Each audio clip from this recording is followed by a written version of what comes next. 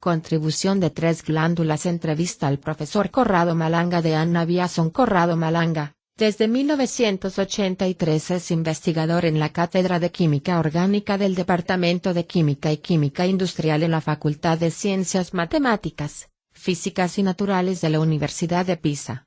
Autor de varias publicaciones en revistas científicas internacionales. Paralelamente, se interesa en la teoría sobre ovnis y colabora con el Centro Ufológico Nacional CUN como jefe del Comité Técnico Científico. Desde el 1 grado de diciembre del 2009 Malanga deja, oficialmente, de formar parte de los grupos Stargate y del C.S.I. pero continúa sus estudios y sus publicaciones con investigaciones independientes. El tercer ojo. Corrado, ¿qué piensas respecto a la influencia que tienen determinadas frecuencias sobre el hombre? Escribí un artículo titulado Tríade Sound Test, en el que pongo en evidencia cómo emergen valores precisos, respecto a las frecuencias en las que vibran las partes anímica, espiritual y mental del ser humano. Estas frecuencias son números y cuando nos sometemos a estas, uno de nuestros componentes puede entrar en resonancia, interactuando de algún modo, hasta casi poder pegarse, o sea manifestar los fenómenos de salida del cuerpo, que algunos ya han identificado utilizando algunos softwares particulares. A propósito de esto, recuerdo haber citado en uno de mis escritos, a un americano que escribió un artículo en la web que hablaba de un sujeto sometido a una vibración portátil sobre 300 Hz más una de unos 12 Hz, sin embargo, en contrafase entre la oreja derecha y la izquierda 6 Hz en fase en una oreja y 6 Hz en contrafase en la otra, de modo que, estas dos fases se sumaran formando una diferencia de 12 Hz totales entre las dos oídos, es decir, entre el lóbulo derecho y el lóbulo izquierdo. La portátil de 300 Hz servía solo para sentir un sonido que, de otra forma, no se percibiría 6 Hz, y con esto él decía provocar fenómenos de experiencia fuera del cuerpo. En realidad, en ese artículo hice cálculos que se basaban en dos aspectos fundamentales, el primero puramente esotérico, es decir, me di cuenta que algunos sujetos, mucho tiempo atrás, en un estado de percepción alterada, habían soñado valores en hercios. Había notado que estos valores, casualmente, venían del lenguaje americana, eran idénticos a otros que me fueron dados durante la hipnosis regresiva de un sujeto abducido, el que, de algún modo, tuvo una conversación con su parte anímica. Qué extraño, entonces busqué estudiar este fenómeno y descubrí que estos números tenían características precisas. Las junté y construí un modelo matemático simbólico que representa vectores y tensores geométricos, que dan determinados resultados, expresados en hercios entregan tres valores. Uno de 12,25 hercios, si no recuerdo mal, otro de 8,60 y uno de aproximadamente 9 hercios. Casualmente estamos hablando de los mismos valores que representan las ondas alfa, beta y teta de nuestro cerebro, a las que se les parece atribuir particulares estados de percepción alterada, pero no solo eso. El oído humano por su fisionomía, puede percibir el universo de los sonidos arquetípicamente. Utilizando una serie de logaritmos el sonido está ligado a la constante de un resorte tímpano que se mueve de cierto modo, entonces los sonidos son percibidos por nuestro cerebro a una escala logarítmica. Aplicando las mismas reglas de la simbología de los colores a los sonidos, resultan exactamente los mismos valores a la segunda cifra decimal, que obtuve con el estudio esotérico del tema y me impresionó que dos enfoques tan distintos condujesen al mismo resultado. En práctica, los valores de ánima, mente y espíritu en hercios están exactamente vinculados a las tres frecuencias del universo formado por espacio, tiempo y energía potencial. De este estudio construí Evideon, el modelo del universo que en práctica explica todo. Por ejemplo, en la programación neurolingüística vemos el mundo del comportamiento del hombre compuesto de movimientos, adelante y atrás, derecha e izquierda, arriba y abajo, que son los mismos movimientos que posee el ojo humano en el sistema visual, auditivo y kinestésico, que se mueve hacia arriba, hacia abajo, a la derecha y a la izquierda, para identificar algunos estados de ánimo. Mi sistema de sonidos, colores y entonces de frecuencias, está en perfecto acuerdo con el movimiento de los ojos porque se les ha asignado direcciones arquetípicas, a través de los colores rojo, azul, verde, amarillo, cian y magenta. En otras palabras, el cerebro humano construye un modo simbólico de ver el universo que es su representación exacta.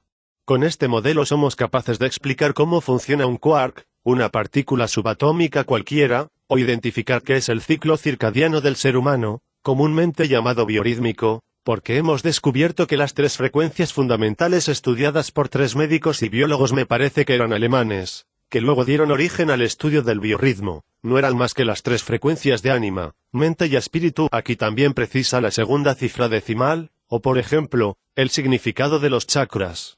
Los chakras están relacionados con el nacimiento de un particular tipo de yoga. Aquí estamos 1700 años antes de Cristo. En esta tipología de yoga, por primera vez son encontrados los colores de los chakras del cuerpo humano, que representarían los puntos cardinales. Entonces, al comenzar a estudiar esto, descubrimos que en el yoga estos colores representan exactamente el sistema del triade color test, es decir, de lo más alto a lo más bajo, de lo transparente al rojo, exactamente toda la simbología del sistema que hemos utilizado para construir este modelo de universo, y poniendo en evidencia, por ejemplo en el caso de los chakras, como alguien puso las manos y alteró el significado de un color preciso, el naranjo, que técnicamente no está presente en esos. Al inicio, los chakras no eran 7 sino 4, como resulta también de los estudios de Steiner. Al retomar su significado simbólico y ver el color correspondiente, nos encontramos precisamente con nuestro modelo de 6 colores, 6 frecuencias y 6 direcciones, que construyen todo el universo. En pocas palabras, el modelo construido con nuestro cerebro es capaz de explicar desde el psicoanálisis a la física cuántica, del movimiento del cuerpo a la geometría, todo lo que pertenece a las viejas culturas del mundo antiguo y a los nuevos descubrimientos de la física moderna. ¿Por qué ocurre esto? Debemos preguntarnos esto, y hay una sola explicación: en la mente tenemos el modelo del universo porque nosotros lo hemos hecho, y ya que nosotros somos los creadores sabemos exactamente, incluso si es inconscientemente, cómo lo hemos hecho. Solo debemos recordarlo, solo debemos redescubrir que el universo ha sido creado por nosotros con un modelo virtual al que ahora le damos direcciones, colores, frecuencias y sonidos, pero que también es, técnicamente, la representación de todo con una sola clave de lectura. Ahora el TCT se ha vuelto un modelo de descripción universal porque nos dimos cuenta que, los 3 ejes en los que se basa, espacio, tiempo, energía, son todo, no existe nada más en el universo virtual. El eje de la energía está vinculado al sistema kinestésico, el del espacio al visual y el del tiempo al auditivo. Así se construye un sistema comportamental visual, auditivo, kinestésico que tiene una fuerte relación con el espacio, el tiempo y la energía. Por esto, cuando exclamamos, ¡qué lindo día!, miramos hacia arriba, o cuando decimos, el diablo y el pecado están abajo, o como decir que lo malo está bajo tierra, o incluso cuando nos referimos al pasado miramos hacia la izquierda, al futuro hacia la derecha. Es fundamental comprender cómo los comportamientos entre las distintas personas están ligados a esto, porque cada uno de nosotros tiene dentro de sí el centro de estos ejes como es descrito en la Torá. En la Torá hebrea existe un plano claro de referencia sobre cómo está hecho el universo. En esa está escrito que hay 6 dimensiones y son arriba, abajo, derecha e izquierda, adelante y atrás, casualmente como el modelo del TCT que estamos utilizando, pero hay más porque cada uno de nosotros es el centro del universo. Este es un concepto geométrico. ¿Como el punto cero del eje cartesiano?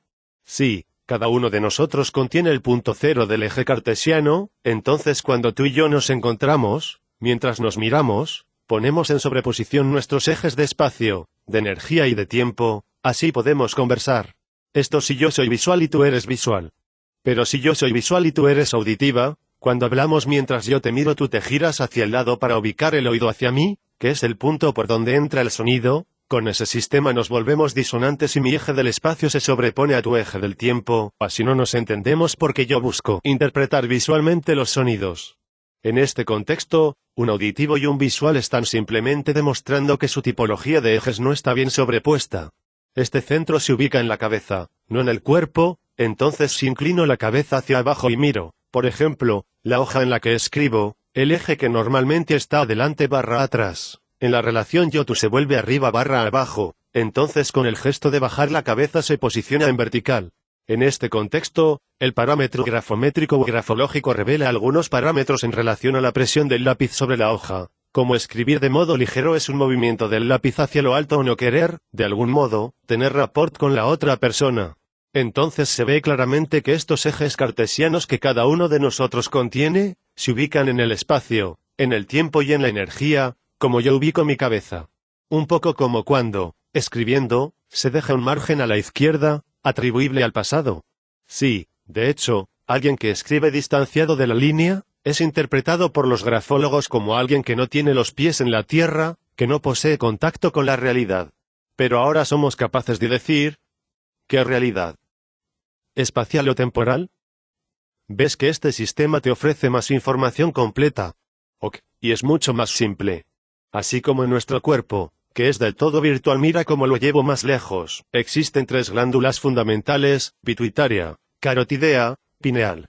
Son 3 elementos que son capaces, de algún modo, de interpretar la información que viene del espacio, del tiempo y de la energía. La pineal siente el campo magnético, es decir, está ligada al eje del tiempo. La pituitaria siente la gravitación. La carotidea tiroides siente el campo eléctrico. Un tumor en la pituitaria, por ejemplo, produce gigantismo o enanismo, y la primera cosa negada es la fuerza del campo terrestre que te hace crecer más o menos según la fuerza que te atrae.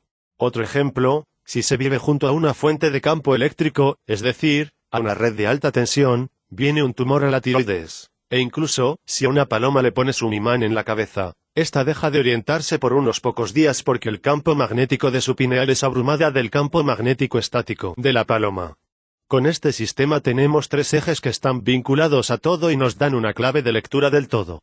No hay nada que escape a esta banalidad, donde todo el universo es visto simplemente como una operación geométrica, entonces del todo abandonada por la física, por la matemática, por la historia, y las únicas operaciones que podemos hacer son esas fundamentales: traslación, rotación, cambio de dimensión y plano. Especular. Todavía mejor, la única operación realmente existente en todo el universo sobre el que podemos escribir cualquier cosa es separación-unión. No hay otra.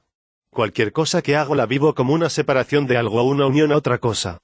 Esto nace del hecho de que la primera y única cosa que la consciencia supo hacer siendo una, es dividirse en 2 dando vida a la dualidad, fotón y antifotón, masculino y femenino, espíritu y ánima, etc. Y de aquí sale todo el universo. Entonces la glándula pineal adquiere importancia porque si la alteras, alteras también todo lo que es tu información sobre el campo magnético, es decir, sobre el aspecto auditivo, o sea la percepción ligada, de algún modo, al magnetismo terrestre. Entonces, ¿la pineal tendría un contacto muy interno y directo con nuestra ánima? Absolutamente. No es casual que se recuerde que el alienígena inserta un microchip que probablemente tiene las características de un campo magnético variable pulsado, uno frente a la pineal que actúa como los teléfonos. Perturba esta glándula alterando el contenido de serotonina de acetilasa, que transforma la serotonina en melatonina y, por lo tanto, produce una variación en todas las hormonas internas, produciendo estados de percepción alterados. Como siempre, en el mito está escrito todo. Eso nos dice sustancialmente que la apertura del tercer ojo no se atribuye solo a la pineal, sino más bien a la suma de 3 fuerzas: pineal, pituitaria y carotidea. Las 3 juntas se unen para dar la apertura de la puerta que es identificada como tercer ojo. En física se podría decir que es necesario tener las medidas del campo eléctrico, gravitacional y magnético para poder percibir cómo está hecho realmente el universo. Si esto es cierto, se vuelve necesario que las 3 glándulas trabajen del mismo modo, en un funcionamiento que es químico, pero también consciencial. Entonces, ¿cuándo se me abre el tercer ojo? Ese se abre cuando un individuo hace meditación por años, cuando adquiere conciencia de sí, cuando comprende quién es y entonces pone su cuerpo en condiciones de poder alterar el equilibrio diario, probablemente emitiendo las endorfinas que son necesarias, de modo que, la pituitaria, la pineal y la carotidea hagan algo, yendo en fase, químicamente. Esto, en el mundo virtual sería la representación de una puerta, de una imagen del universo como tú mismo, en realidad, lo has creado. Entonces, el tercer ojo es la suma de la contribución de las 3 glándulas, que luego son los 3 chakras. Se destaca nuevamente que en la elaboración de los chakras los colores han sido alterados, tal vez involuntariamente, y los errores son 3. El primer chakra partiendo desde lo alto que se dice que es de todos los colores y que la gente atribuye erróneamente al blanco, en realidad es transparente, como poquísimos esotéricos dicen, y representa el color de la consciencia, mientras que el séptimo chakra ligado a los genitales es rojo, simbológicamente representado por un triángulo con la punta invertida hacia abajo, incrustado dentro de un cuadrado. El triángulo es la representación de ánima, el cuadrado de la tierra. Simbólicamente, significa que ánima se encarna en la tierra, en el único nivel en donde es posible el séptimo porque en los otros no existe la división por sí misma. Los niveles son los mismos que vemos con el tríade color test, que parten de la consciencia inicial y llegan finalmente al nivel de la realidad material, partiendo de Brahma el primero, Brahman el segundo, que posee 2 pétalos como la flor de loto, que identificaría el dualismo. Luego están los otros niveles que describo en Génesis con el juego de la muerte, la película en la que Bruce Lee, en la pagoda de 15 pisos, debe derrotar a los 5 luchadores que representan los 5 niveles de alienígenas, para llegar al 6º piso, que es la representación de la consciencia total, partiendo del suelo que representa la Tierra. ¿Qué vemos en la película? Bruce Lee es un operador de consciencia. Los amos, los dioses, raptan a sus padres masculino / femenino, espíritu / ánima. En pocas palabras, le quitan la memoria de quién es para forzarlo a cumplir acciones ilegales. Bruce Lee olfatea y combate contra los que representan a quienes está sobre nosotros. En el último nivel, el 5º piso, en la pagoda, encuentra un luchador altísimo, de piel negra, fotofóbico porque lleva gafas oscuras, y en efecto, el protagonista solo podrá derrotarlo haciendo entrar luz en ese piso, o sea, la consciencia. Ahora, Bruce Lee puede salir por el techo de la pagoda consciencia, pero decide volver a bajar porque no tiene necesidad de ir a la cima, que significaría regresar atrás, más bien decide avanzar. Por esto el concepto del anuaje de ascender es engañoso. No debes ascender para tener consciencia de tú, sino descender hasta el fondo en el sentido de adquirir, hacer experiencia. En este contexto, te hago notar lo verdadero y lo falso sobre el mito de Jesucristo, que son 2 personas, Yeshua y Krishna. Krishna es la representación de Vishnu, es decir, el alienígena, Dios, Yahvé, Jehová. Por lo tanto, Cristo es el Hijo de Jehová, pero en el mito representa al Dios que se hace hombre. Nosotros somos ese Dios creador que se hace hombre para hacer la experiencia de la vida terrenal. En este contexto, estando el mito bajo la mirada de todos, puede ser justamente interpretado por todos, pero Vishnu no lo puede permitir y entonces transforma la figura de Krishna en el Salvador, que viene a hacer el pacto de una nueva alianza que, en realidad, jamás ha existido. Regresando a la pineal. ¿Existe la posibilidad de detener y hacer retroceder el proceso de calcificación? Absolutamente sí. En la pineal se han detectado cristales de calcita que tienen fenómenos de naturaleza piezoeléctrica. Significa que si esta glándula es expuesta a campos magnéticos no continuos, sufre una especie de activación de estos cristales que comienzan a chocar entre sí creando un campo magnético. Esto deja en claro que la glándula pineal se funde con el tiempo. Cualquier tipo de enfermedad, en mi humilde opinión, es psicosomática. La psique y el soma, Jung diría el ánima y el cuerpo. Sabemos que ánima es solamente una parte de la consciencia de la psique verdadera, que está formada por ánima, mente, espíritu, con 3 contribuciones diferentes. Cada individuo es el creador de su propia enfermedad y la misma le sirve para atravesar una experiencia específica. Si no comprendes su significado, la enfermedad empeora, pero en el instante en que comprendes qué es lo que la consciencia busca hacerte entender para aumentar tu consciencia, la enfermedad no tiene más razón para existir, retrocede y desaparece. Esto lo vimos con los fenómenos de abducción alienígena. La ecuación consciencia / curación es muy importante. Por esta lógica no es posible influir en los otros. Cuando le impones a otro que cure su consciencia, podría decirte, no curo porque mi karma es pasar por la experiencia de la enfermedad y, en todo caso, soy yo quien me curo. El concepto fundamental está escrito en el mito de Jesús, no me des las gracias si te has curado, tu fe te ha salvado. Y en el mito está escrito todo. Esto significa que yo no soy el que te cura, más bien es mi consciencia que hablando con la tuya la convence de hacer la curación sobre ti, y esto puede ser un verdadero milagro. No necesitas a Dios para curar, tú eres Dios.